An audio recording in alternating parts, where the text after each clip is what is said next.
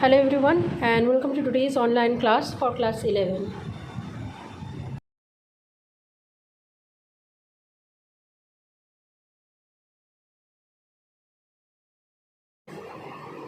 Let's try to do some very simple mathematical problem that we already had discussed in our lower classes. Supposedly you have been asked to compare these two fractions which are 3 by 5 and 2 by 3. Now there are lots of different ways that you can do this comparison, but one of the ways are just by simply making this denominator term. If we just make this denominator term same, we can easily compare by their numerator. How we are going to do that? We are going to multiply this fraction with 3 and this fraction with 5, both the numerator and denominator.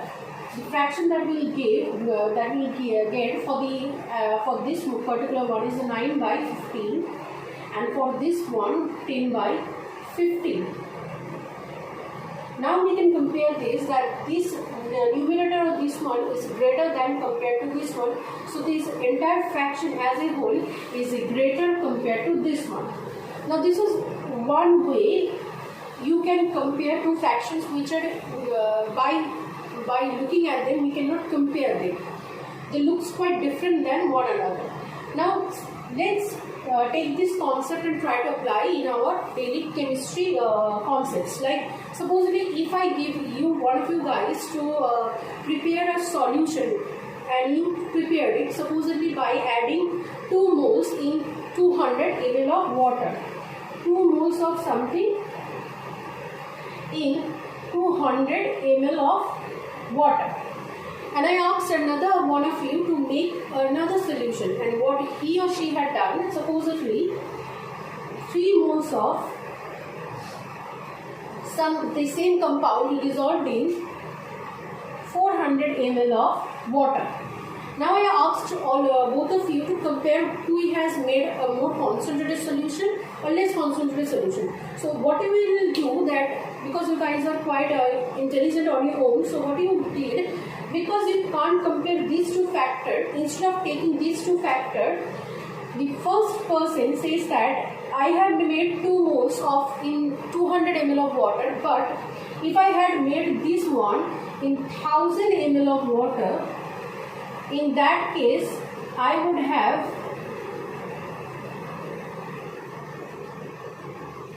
20 mole in my solution that I made, and the second person has did the same thing. Instead of 400 ml, he calculated this amount in 1000 ml, and he found that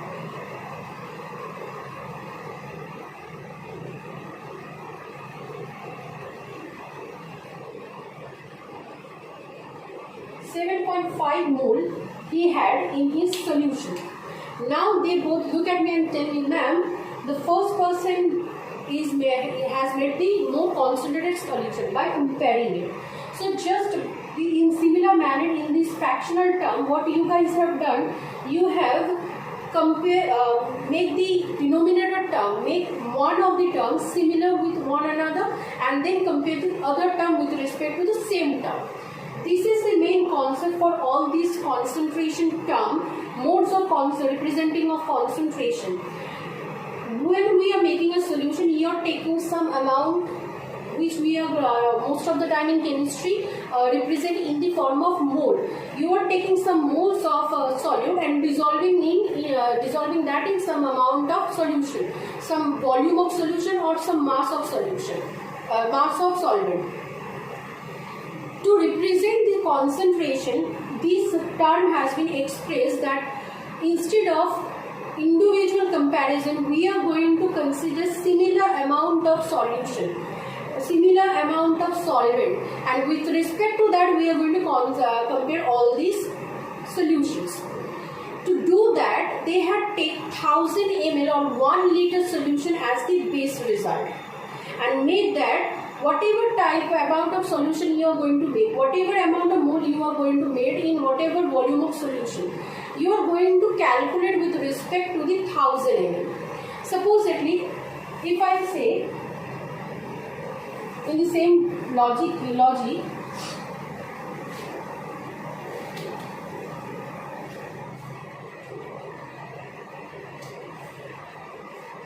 n moles of some solute you have dissolved in V ml of solution. V ml of solution. Now, solution is represented by the state of the solvent. Now, state of the solvent determines the volume. That's why when we are talking about the volume of the solution, we can inherently say that the volume of the solvent. If the volume of the solvent you have taken 100 ml, the solution will be of 100 ml solution. If you take the volume of the solution as 1000 ml, the solution solvent volume 1000 ml, the volume of the solution will be produced in 1000 ml. But not in the case of mass, because mass of the solution and mass of the solvent are different than one another. When you are saying that the mass of the solution, you are talking about the total mass comprising the mass of the solute and the solvent. But when you are talking about the mass of the solvent, you are only talking about the mass of the solvent. But in case of volume, when you are saying volume of the solution, you are inherently saying that volume of the solvent. So supposedly in V volume of the solvent, you had made the solution. So the volume of the solution is V ml. Now, whatever the volume, to represent that in a universal term, you are going to compare how much will be the mole amount if I had taken 1000 ml of solution instead of V ml. So the calculation will be in multiplied 1000 by V in ml.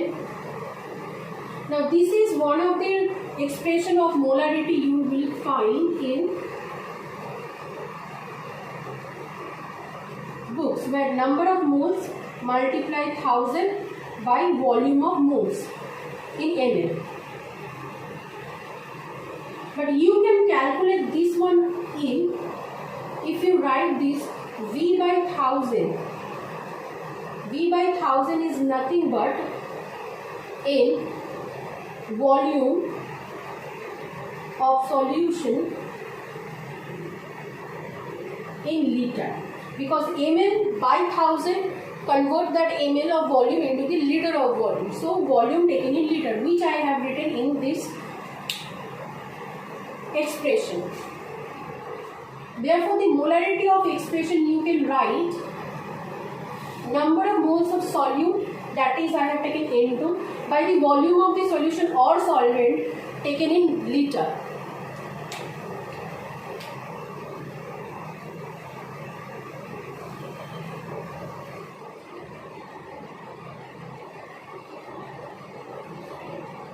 Therefore, you can write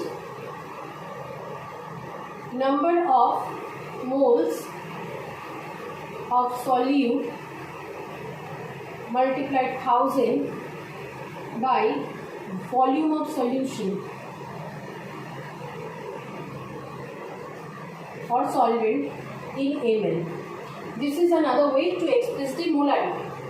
Now suppose I am going to say that I had made 5 molar solution. So what I am saying it here, I am saying that 5 molar means 5 mole per liter. This is mole, this is liter. So mole per liter. The unit of molarity represents by mole per liter. But in short, we are going to abbreviate this one as capital M within parentheses. So this 5 molar solution will be what we are saying in here. We are saying that 1000 ml or 1 liter solution of this particular solution comprises 5 mole of the solution. This is the actual meaning of this 5 molar, 2 molar, 1 molar, 0.5 molar, whatever the amount. This the meaning of this is this.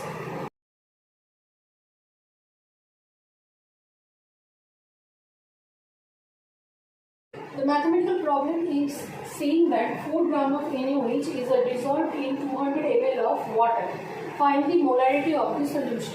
Therefore, we can have the information that is being given is that given mass of NaOH is 4 gram, and we know that molecular mass of NaOH is 40 gram per mole. Therefore, we can easily find out the mole number of NaOH in the dissolved solution, that is 4 gram by 40 gram per mole. Gram and gram will cancel each other and 1 by mole will goes into the numerator as mole. 1 by 40, 0.1. So this is the number mole that has been dissolved into these 200 ml of water. Therefore, the volume of the solution is 200 ml. Then easily we can find the molarity. 0.1 mole has been dissolved in 200 ml of water. Then in 1000 ml of water it will be 0.5 mole per liter or 0.5 molar.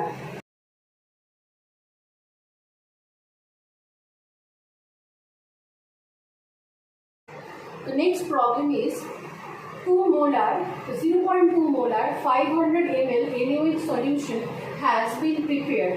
Find out the mass of the NaOH in the solution. Now, the 0.2 molar solution, 0.2 molar NaOH solution meaning 1000 ml of solution contains 0.2 mole NaOH. That we just studied now. Now, this is not the volume, actual volume of the NaOH solution we had taken. The question is saying that the actual volume of the solution is 500 ml. So, in 1000 ml, if 0.2 molar NaOH is present, in actual solution in 500 ml, the amount of NaOH will be